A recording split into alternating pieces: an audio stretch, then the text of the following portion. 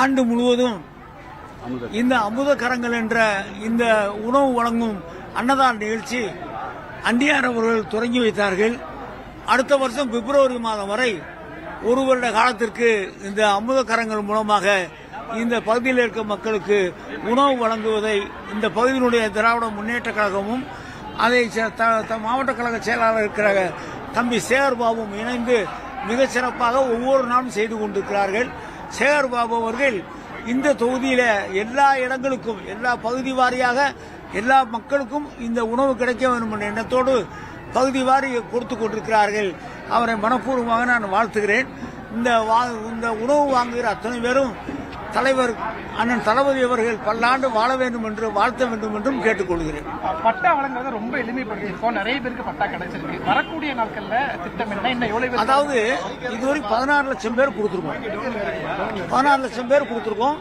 டவுன்ல பெல்ட் ஏரியால 62ல ஒரு சட்டம் போட்டாங்க. 62ல பெல்ட் ஏரியால யாருக்குமே நகரத்தில் இருக்கவங்களுக்கு குடியிருப்பவர்களுக்கு பட்டா கொடுக்கக்கூடாது என்று இருந்ததை மாற்றி இன்றைக்கு நம்முடைய முதலமைச்சர் அவர்கள் இன்றைக்கு நகரத்திலே குடியிருக்க அத்தனை பேருக்கும் சட்டத்தினுடைய விதியை மாற்றி தளர்த்தி எல்லோருக்கும் இன்றைக்கு வழங்கி கொண்டிருக்கிறார்கள்.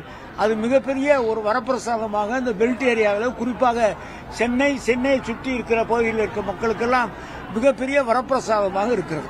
தென் மாவட்டங்களில் பருவமழை எப்படி பெய்ஞ்சிருக்கு சார்? கடந்த ஆண்டை விட இந்த ஆண்டு அதிகமாக பெய்ஞ்சிருக்கா? நார்மலா தான் போயிடுச்சு. ஒரு பெரிய பாதிப்பு ஒன்றும் இல்லை. இதுல நீலகிரியில் மட்டும் ஒரு சில இடங்கள்ல மண் சரிவு ஏற்பட்டது. அதை உடனடியாக சரி செய்தால் மிகப்பெரிய அளவில் எந்த விதமான பாதிப்பும் இல்லை. இந்த பட்டா மற்றும் சர்வே எண்ணை மொபைல் ஆப் மூலியமா ஈஸியா கண்டறியதுக்கு ஆப் நம்ம டெவலப் பண்றதுக்கான ப்ராசஸ் இருந்தோம். எப்போ நம்ம லான்ச் பண்ண போறோம்? எல்லாமே பண்ணிட்டு இருக்கோம். அது ஒன்னா step by step app ready பண்ணும்போது அந்த ஆப் பொதுமக்களுக்கு எளிதா இருக்குன்னு நினைக்கிறேன். ஆப் ரெடி பண்றதுங்கிறது நம்மள மாதிரி படிச்சாளர்களுக்கு மட்டும் இல்ல, சாதாரண மக்கள் கூட அந்த ஆப் மூலமா பட்டா கேட்கணும். அவங்களுக்கு எந்த இடம் எங்க இருக்குங்கிறத அந்த ஆப்பே தெரியக்கூடிய அளவிற்கு மிக எளிமையாக எல்லா காரியங்களையும் செய்ய இருக்கிறோம்.